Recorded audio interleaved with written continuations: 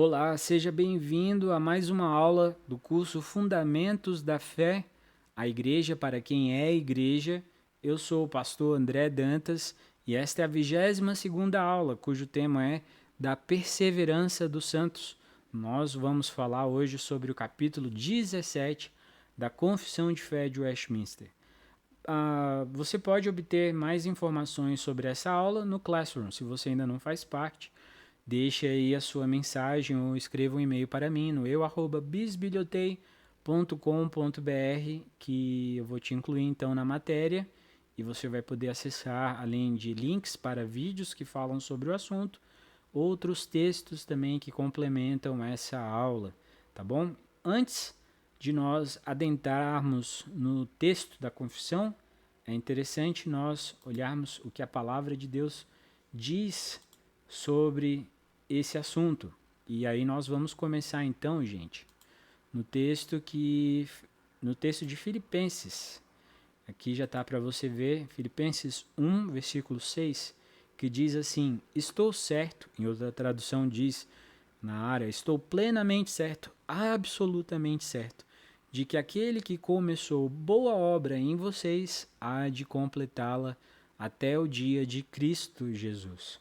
Depois, partindo aí para o texto que fica em João, deixa eu só tentar aqui colocar, João, capítulo 10, versículo 20 e 28. Eu vou ler não a partir do 28, vou ler a partir do 25 até o 30, tá? E diz assim: Jesus respondeu: já falei, mas vocês não acreditam. Muito bom a forma como Cristo começa essa resposta. Já falei, mas vocês não acreditam. As obras que eu faço em nome do meu Pai dão testemunho de mim. Mas vocês não creem, porque não são das minhas ovelhas. As minhas ovelhas, todas elas, absolutamente todas elas, ouvem a minha voz. Eu as conheço e elas me seguem. Eu lhes dou a vida eterna, jamais perecerão e ninguém as arrebatará da minha mão. Fixem aqui na palavra ninguém. Ninguém arrebatará essas ovelhas, vai tirar essas ovelhas da mão do Pai, de Jesus Cristo. Aquilo que meu Pai me deu é maior do que tudo, e da mão do Pai ninguém pode arrebatar, tirar. Eu e o Pai somos um. E por último, depois, há outro texto que é interessante para a nossa meditação, é o texto de 1 Pedro capítulo 1, do versículo 5 ao 9. Eu vou ler todo o trecho aqui, né? A partir do versículo 3.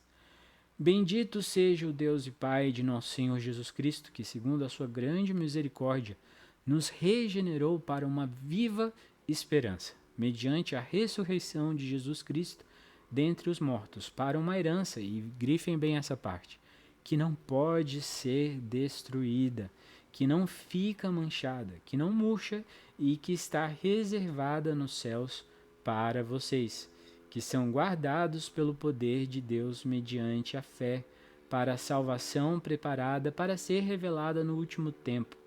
Nisto vocês exultam, embora no presente, por breve tempo, se necessário, sejam contristados por várias provações, para que, uma vez confirmado o valor da fé que vocês têm, muito mais precisa do que o ouro perecível, mesmo apurado pelo fogo, resulte em louvor, glória e honra na revelação de Jesus Cristo. Mesmo sem tê-lo visto, vocês o amam. Mesmo não o vendo agora, mas crendo nele, exultam com uma alegria indescritível e cheia de glória, obtendo o alvo dessa salvação, objetivo, que é a salvação da alma. Esses são 3 textos bases para nós partirmos a discussão desse tema, a perseverança dos santos. Por que os santos perseveram? Os santos podem deixar de perseverar? Como é que eu tenho na minha responsabilidade a minha salvação? Como é que isso acontece? Nós vamos discutir um pouco esse assunto no dia de hoje, certo? Então vamos para o slide, eu vou dar uma pausinha aqui e vou mudar para a imagem do slide, só um segundo. Bom, vamos lá, gente. Fundamentos da fé, a igreja para quem é a igreja. Vamos ler as primeiras 3 sessões e depois vamos apresentar aqui, eu vou apresentar para vocês os comentários do Rod sobre essa sessão, sobre essas sessões, que são muito interessantes os comentários dele. Vamos lá.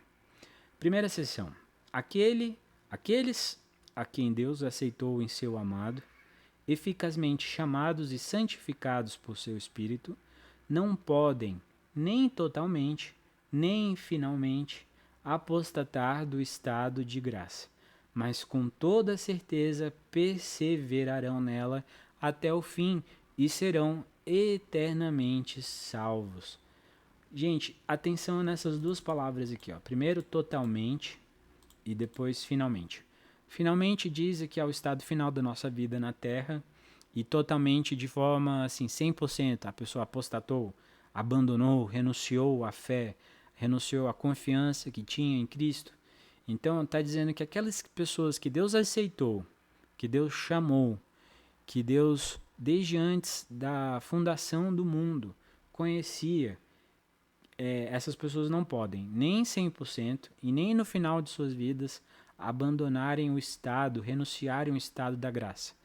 Não é algo que elas podem renunciar, não é algo que elas podem falar assim, não quero mais, certo? Mas com toda certeza essas pessoas vão perseverar até o fim e serão eternamente salvos. Não é pelas suas forças, pelas suas próprias forças, como nós iremos ver mais adiante. Então vamos para a seção 2. Seção 2. Esta perseverança dos santos depende não de seu próprio livre-arbítrio, mas da imutabilidade do decreto da eleição, fluindo do gracioso e imutável amor de Deus, o Pai, da eficácia do mérito e intercessão de Jesus Cristo, da habitação do Espírito e da semente divina em seu interior, e da natureza do pacto da graça e de tudo que gera também sua exatidão e infalibilidade. Aqui fala a ação do Deus triuno nessa perseverança. Então essa perseverança não depende do seu próprio livre-arbítrio, mas da imutabilidade, do decreto da eleição. Só a título de curiosidade, você que está aí no Classroom, assista depois um dos links, que é de uma entrevista de 3 horas que o reverendo Augusto Nicodemos deu no podcast Inteligência Limitada. E aí ele fala um pouco do que nós já tratamos de Agostinho, quando ele fala dos estágios, né? O primeiro estágio, que a gente entende que Adão e Eva, lá no paraíso, eles tinham a opção de não pecar. E essa opção, depois da queda, não existe. Quando Cristo vem e nos salva, nós podemos lutar contra o pecado. E por último, né, esse último estado é que não será possível, não teremos a capacidade de pecar. Não é que teremos a opção, não teremos a capacidade, não será algo cogitado, não existirá isso na questão. Então, o Augusto Nicodemos ele relembra esse assunto e ele fala de uma coisa interessante que a gente pode sim discutir porque é motivo de discussão teológica. Ele só abstrai um pouco a mente dele quando ele fala sobre o porquê que Deus nos faz passar por todo esse estado. E é interessante, se você assistir você vai gostar. Então, já lemos a primeira sessão, já lemos a segunda e vamos então para a terceira sessão, que diz assim: não obstante ser possível, através das tentações de Satanás e do mundo, do predomínio da corrupção restante neles e da negligência dos meios de sua preservação, caírem em pecados graves e por algum tempo continuem neles, incorrem assim no desprazer de Deus e entristecem o seu espírito, e em alguma medida vêm a ser privados de suas graças e confortos, têm seus corações empedernidos e suas consciências feridas, prejudicam e escandalizam a outros e, por que não a si mesmo, e trazem juízos temporais a si próprios. Isso aqui vai falar da condição do ser humano que peca, que cai em tentações desse mundo e então por diante. Vamos lá. O que essas sessões, essas 3 sessões são as únicas sessões desse capítulo? O que essas sessões ensinam? Em primeiro lugar, gente, essas sessões ensinam que o verdadeiro crente, uma vez que ele é regenerado e justificado por Deus, ele é atribuído à justiça de Jesus Cristo, ele não pode jamais, um dia, totalmente, nem finalmente, apostatar. Eu coloquei aqui o significado, que é mudar de partido, né? Sair, por exemplo, de um partido para outro, ou renegar, ou renunciar aos votos, o quê? Da graça. Ele não pode renunciar aos votos da graça, mas infalivelmente ele vai perseverar nela até o fim. Não é pelos seus próprios méritos, como nós vamos ver aqui, mas pelos méritos do Senhor, porque Cristo deu, até a última ovelha não vai se perder. Porque Deus deu a Cristo todas as suas ovelhas, nenhuma delas vai se perder. Todas elas, exatamente todas, 100% delas irão até o dia final. Então nenhuma tem a opção de não perseverar. Todas elas chegarão ao aprisco, ao lugar de descanso, ao paraíso eterno, que não vai ser como o paraíso original, mas vai ser ali muito melhor, porque não vai ter a possibilidade de pecar. Então, segundo ensinamento, que o princípio dessa infalível perseverança não está, em qualquer grau, no livre-arbítrio dos santos. Nós não temos livre-arbítrio. Nós já estudamos isso. Somente Adão teve totalmente. Mas totalmente está onde? Na imutabilidade inerente do decreto eterno da eleição. É um decreto que não muda. Deus salvou e todos os seus salvos serão salvos, porque Deus conhece a cada um deles. Nas provisões do pacto eterno da graça, nos méritos e intercessão de Cristo e no poder constante, que constantemente atua, não dorme, não entra de férias, nem tem sim os seus feriados, e preservador do Espírito Santo. O Espírito Santo nos preserva. Em terceiro lugar, o verdadeiro crente, não obstante, pode cair em pecados graves, em graves pecados, qualquer pecado, né?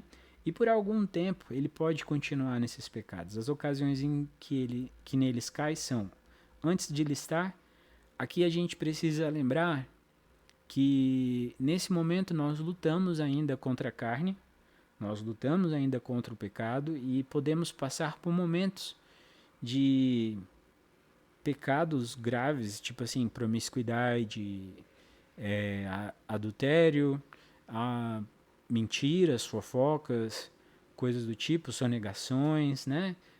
Roubos e coisas afins. E a gente pode até continuar algum tempo nesses pecados, agindo como se do mundo fôssemos, mas nós não iremos ficar neles para sempre. O Senhor há de garantir, já garantiu na cruz a vitória e a salvação de cada um dos seus escolhidos. Então, as ocasiões que um crente, um verdadeiro crente, pode cair são as tentações que esse mundo oferece, é a primeira coisa que ele lista, as seduções de Satanás, as corrupções restantes da sua própria natureza. Isso coloca aqui claramente que nós somos os nossos próprios inimigos também. Não é só Satanás, não é só o mundo, mas nós mesmos. A negligência dos meios de graça, os efeitos de sua queda são: Deus se ofende e o Espírito se entristece. Eles mesmos são, em certo grau, privados de suas graças e confortos. Seus corações ficam endurecidos, endurecidos, né? Tem um outro termo lá que a seção 3 usa, que é empedernidos. Vamos lá, voltar. E suas consciências se ferem, e suas pessoas são visitadas por juízos que são juízos temporários. Não são juízos finais, não é eternos, não são juízos eternos. Sua conduta é uma pedra de tropeço a todos aqueles que os veem, é um péssimo testemunho de Cristo e é uma ocasião de tristeza a seus irmãos. É quando nós vemos irmãos em Cristo darem aí mau testemunho de Cristo Jesus e são pedra de tropeço para as pessoas, que veem nessas pessoas um exemplo a seguir, um exemplo de Cristo, né? São pessoas que ficam feridas pelo exemplo dessas pessoas. É óbvio que os aderentes dos sistemas arminiano... beleza. Então agora a gente vai tratar do sistema arminiano e do sistema calvinista. Nós vamos começar com o sistema arminiano, vendo o que o arminiano entende sobre a perseverança dos santos, porque é um dos tópicos que nós aí diferimos.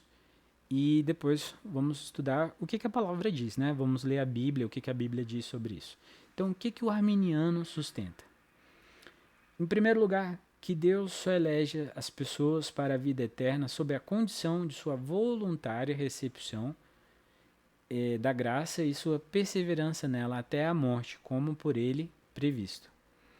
Então as pessoas, aqui a ação humana é condição para a salvação. E nós vemos que Deus leva o ser humano a, a ser salvo. Essa salvação é simplesmente 100% obra de Cristo. Nós não temos muito a ver com isso. Nós temos a nossa responsabilidade sobre isso. Aquele que é salvo vai produzir bons frutos dessa salvação, vai produzir um bom fruto e vai agradar a Cristo, mas isso não vai fazer ele ser salvo. Nada que ele possa fazer vai obter a salvação. Foi o assunto que nós estudamos no último capítulo, né, das obras. Então, a gente vê aqui isso sendo contrastado no ponto de vista arminiano. Número 2. Que Cristo morreu para tornar a salvação de todos os homens indiferentemente possível. Só que eles entendem que a salvação de Cristo foi para que a possibilidade de salvação fosse para toda a raça humana, e não como o substituto de certas pessoas definitivamente. Então, Cristo não morreu pelo um povo escolhido, ele morreu para que todo mundo tivesse a opção de ser salvo. Esse é o entendimento do arminiano, para desincumbir-se de todas as suas obrigações legais e para assegurar-lhes todos os galardões do pacto. O arminianismo sustenta, esse ponto 3 aqui vai alguns slides, então lerei com calma esse texto. Que todos os homens têm a mesma influência graciosa do Espírito Santo operando neles, e que a razão por que uns creem são regenerados e que outros continuam réprobos é que os primeiros voluntariamente cooperam com a graça, enquanto que os últimos resistem. E assim, na aplicação pessoal da redenção, o arminiano faz tudo depender do livre-arbítrio da criatura. Visto, pois, que nem o decreto de Deus, nem a expiação de Cristo, nem a graça do Espírito Santo determina a salvação definida de quem quer que seja, já que a aplicação e efeito da expiação, e das influências renovadoras e santificantes do Espírito dependem, na visão dele, do livre-arbítrio de cada pessoa em seu próprio caso. Necessariamente segue-se que a perseverança de qualquer pessoa na graça uma vez recebida deve também depender inteiramente de seu próprio arbítrio, de sua própria decisão. Gente, é complicado aqui porque, pense bem, limita muito a ação de Deus. Você fala que Deus não pode fazer algo e que todo o trabalho de Deus, no final das contas, ele vai ser satisfatório só para algumas pessoas, mas que Deus não vai ser, o que Deus fizer não vai ser plenamente satisfatório para quem resistir a Deus. E a gente sabe que é impossível resistir ao chamado de Deus. Aqueles que são chamados pelo Senhor não conseguem resistir. Eles são sempre atraídos ao Senhor. E a gente precisa ter muito cuidado aí. Isso é muito sério. Isso é profundo, profundamente sério. É algo atemorizante até, dizer que Deus não é capaz, que o trabalho de Cristo na cruz não foi plenamente capaz. Porque se não salvou 100% das pessoas, então não foi plenamente capaz. Então os textos bíblicos estão errados. Isso contradiz a Bíblia. Isso é muito errado, certo? A gente continua. E uma vez que a vontade humana é essencialmente falível e passível de mudança e nesta vida exposta à sedução, segue-se naturalmente que o crente é, em todo o tempo, passível à total apostasia e morto nesse estado à perdição final. Donde a Igreja de Roma, cuja doutrina é inteiramente arminiana, declara em seus padrões autoritativos: se alguém mantiver que uma pessoa, uma vez justificada, não perde a graça e, portanto, aquele que cai e peca nunca foi realmente justificado, que seja maldito. Anátema, né? O Concílio de Trento, seção 6, o cânone 23.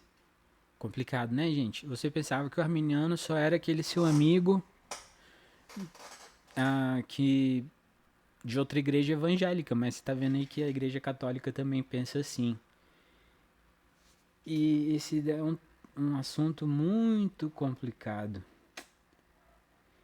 As pessoas que acreditam no ponto de vista arminiano, elas vivem sobre um peso muito pesado, de perderem a salvação a qualquer momento.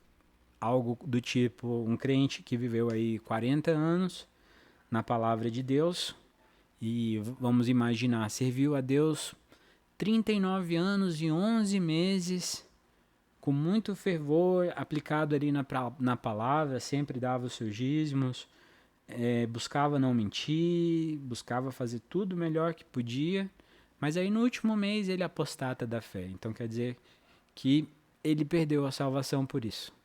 Então está dando a responsabilidade do homem de se salvar, sendo que a responsabilidade da salvação é de Cristo Jesus. O sacrifício de Cristo na cruz não foi suficiente para garantir a salvação dessa pessoa, foi ineficaz. Isso é muito sério, isso é muito sério. E muita gente vive com um peso enorme nas costas, assim. Então fulano de tal não foi porque... Não, meu irmão, calma aí. Se o nome dele está escrito no livro da vida, se Cristo morreu por ele, independe do que essa pessoa fizer, essa pessoa será salva. Os critérios da salvação não são atribuídos por nós. Lembre-se sempre disso, né? Isso é importante.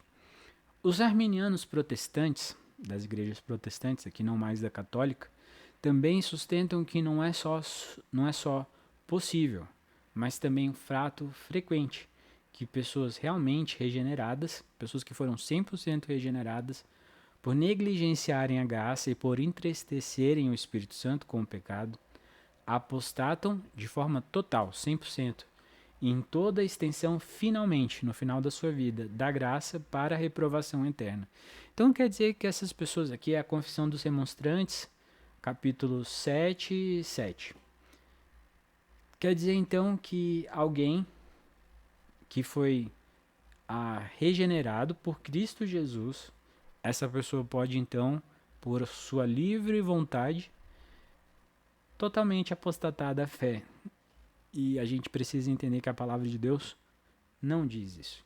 A doutrina calvinista, como afirmada nesse capítulo de nossa confissão, consiste em que Deus tem revelado seu gracioso propósito de levar cada crente a perseverar em sua fé e obediência até a morte, que jamais lhe será permitido apostatar totalmente e, portanto, jamais poderá apostatar finalmente.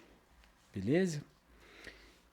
Deixa eu ver aqui mais alguma coisa sobre esse assunto antes de nós lermos as referências bíblicas.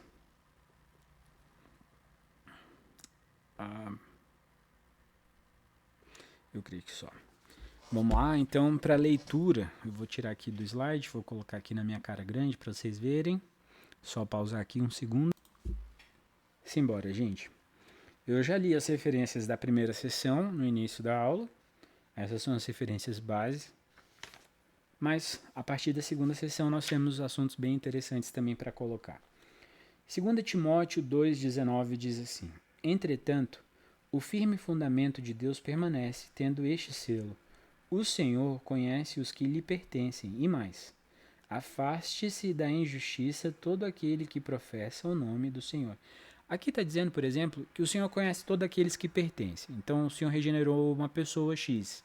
O Senhor conhece essa pessoa, mas pelo ponto de vista arminiano das igrejas protestantes, as igrejas protestantes que têm posicionamento arminiano, as pessoas elas sustentam que uma pessoa regenerada ela pode perder totalmente e finalmente a sua salvação.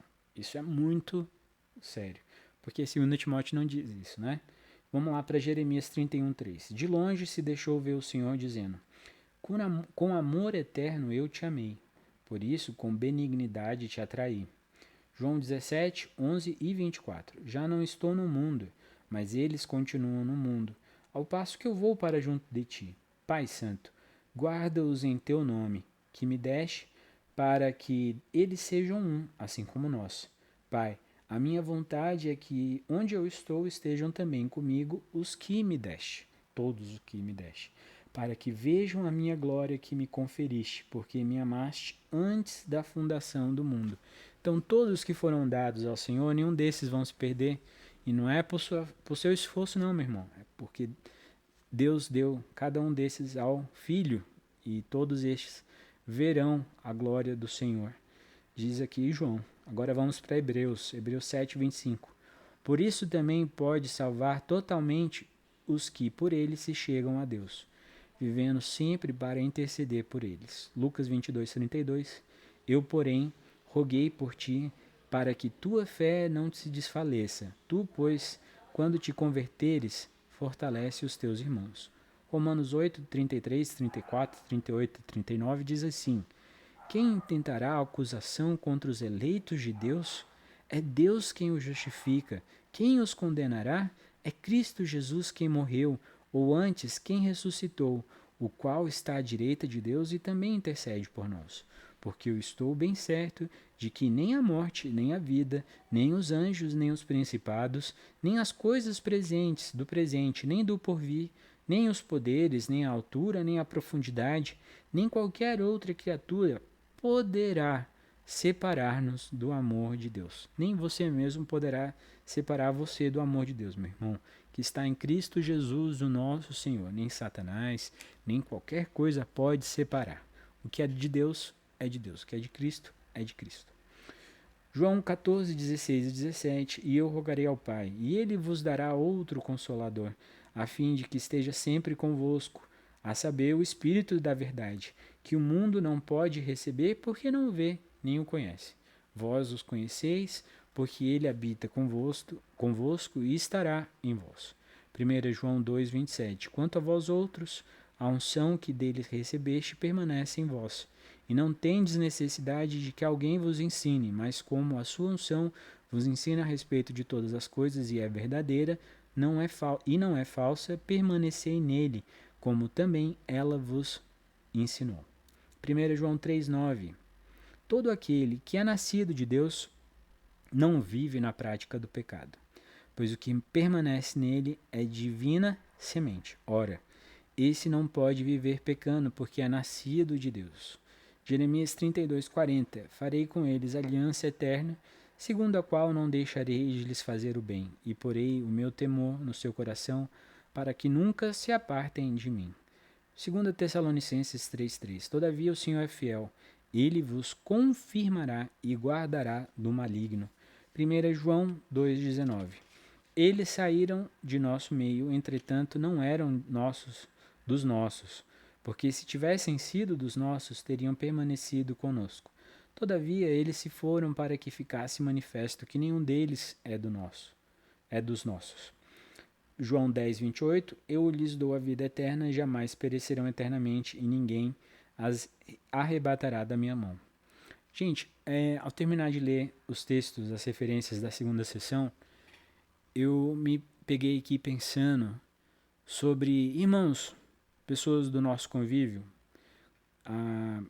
que apostatam da fé, que negam a Cristo, e nós precisamos entender que aquelas pessoas que negam o Senhor, elas continuarão negando cada vez mais e mais. Isso é um sinal que indica que elas não são povo de Deus escolhido, mas nós precisamos também ter aqui um pouco de sabedoria e de entendimento que nós não conhecemos aqueles que são salvos, e sim o Senhor Deus. Ele sabe exatamente o número exato e quem são essas pessoas que estão 100% salvas. E nós não conhecemos o coração humano, nós não acompanhamos toda a história de outras pessoas. Então, podemos ver que alguém pode se rebelar por algum tempo, como por exemplo Sansão se rebelou, como Davi se rebelou, outros tantos que se rebelaram contra a palavra de Jonas, e que depois de um tempo eles reconheceram seu pecado, pediram perdão e como filho pródigo voltaram à casa do pai. E então a gente precisa entender isso com muita sabedoria, paciência e calma, certo? Eu acho que é um texto interessante, uma questão interessante da gente meditar aí para ter conhecimento. Agora as referências da terceira sessão, começando por Salmo 51, versículo 4, que diz assim: Pequei contra ti somente, e fiz o que é mal perante os teus olhos, de maneira que será tido por justo no teu falar e puro no teu julgar.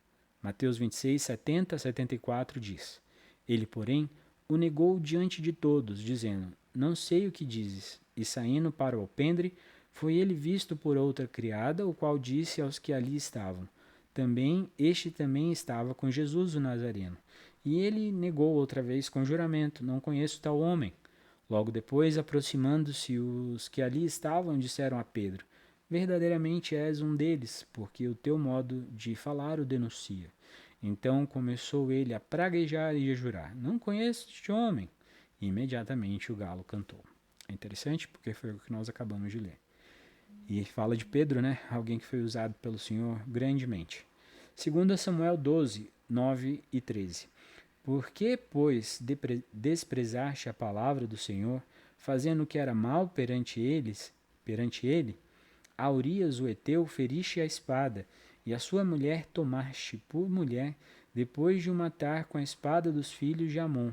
Então disse Davi a Natã: Pequei contra o Senhor. Disse Natã a Davi: Também o Senhor te perdoou o teu pecado, não morrerás. Quando o Senhor perdoa, ele perdoa. Então nós podemos até passar um tempo longe, porque somos pecadores. Mas sabemos que o nosso Deus, aquele que nos salvou, ele sempre nos trará de volta. Não tem como você perder a sua salvação, não é pelo seu mérito, é porque Deus te perdoou, como diz aqui no texto de 2 Samuel.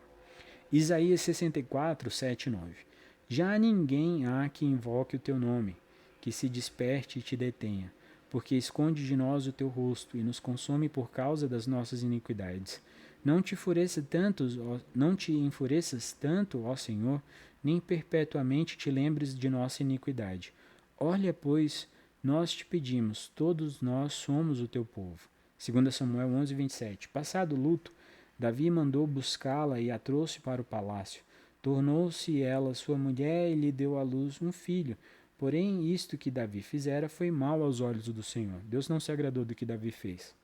Efésios 4:30. E não entristeçais o Espírito de Deus, no qual fostes selados para o dia da redenção. Não pequeis, não fazeis coisas que desagradam ao Senhor. Salmo 51, 8, 10 e 12. Faze-me ouvir júbilo e alegria, para que exultem os ossos que esmagaste. Cria em mim, ó Deus, um coração puro, e renova dentro de mim um espírito inabalável. Restitui-me a alegria da tua salvação e sustenta-me com um espírito voluntário. Apocalipse 2:4. Tenho, porém, contra ti que abandonaste o teu primeiro amor. Isaías 63:17. Ó Senhor, por que nos fazes desviar dos teus caminhos? Profundo, hein? Por que endureces o nosso coração para que não te temamos? Volta por amor dos teus servos e das tribos da tua herança. Marcos 6:52. Porque não haviam compreendido o milagre dos pães, antes o seu coração estava endurecido. Salmo 32, 3 e 4. Enquanto calei os meus pecados, envelheceram os meus ossos, pelos meus constantes gemidos todo dia. Porque a tua mão pesava sobre mim, dia e noite sobre mim, e o meu vigor se tornou em sequidão de estio. 2 Samuel 12:14. Mas, posto que com isto deste motivo a que blasfemassem os inimigos do Senhor, também o filho que te nasceu morrerá.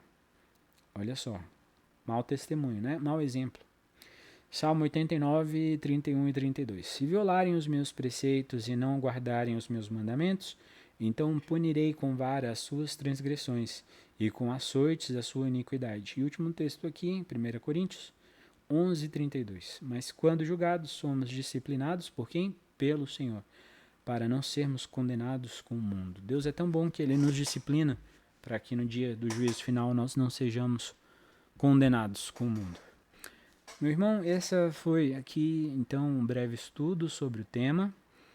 34 minutos, foi uma breve aula. Se você tem alguma dúvida, se você gostaria de colocar algum comentário, por favor, mande durante a semana, os próximos 7 dias. Pode ser debaixo aí dos comentários do YouTube, do vídeo, ou no Classroom. E antes, no próximo vídeo, eu vou tentar sanar esses problemas. Eu vou usar o próximo vídeo, a próxima aula, o próximo assunto. Os primeiros minutos vou tentar aí comentar. Essa é a minha tentativa de fazer a aula crescer, estender o período somente do vídeo, tá bom?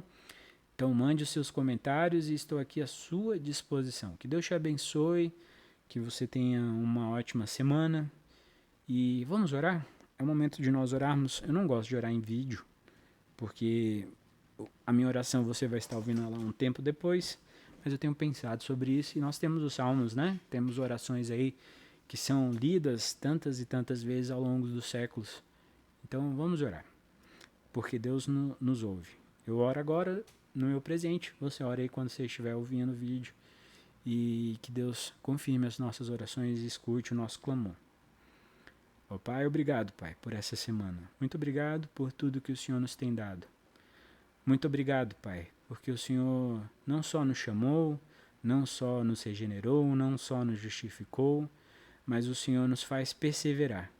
O Teu Espírito Santo, o sacrifício de Cristo, a sua obra e o Senhor, Pai, são plenamente eficazes na nossa perseverança. Não é nosso mérito, o Senhor faz tudo e te louvamos por isso. Se fosse, Pai, a nossa responsabilidade nos salvarmos, certamente não existiria um único salvo nesse mundo, porque somos todos pecadores terríveis. Mas o Senhor, Pai, nos garante a salvação e nos faz perseverar. O Senhor não somente nos atrai, mas pela Tua graça, pela Tua maravilhosa graça, o Senhor nos faz perseverar. E nós só temos a Te agradecer por isso. Que o Senhor abençoe as famílias aqui representadas, que o Senhor abençoe cada ouvinte e tenhamos, Pai, uma semana maravilhosa na Tua presença. É o que nós oramos em nome de Cristo Jesus. Amém. Meus irmãos, então é isso. Um grande abraço e até mais.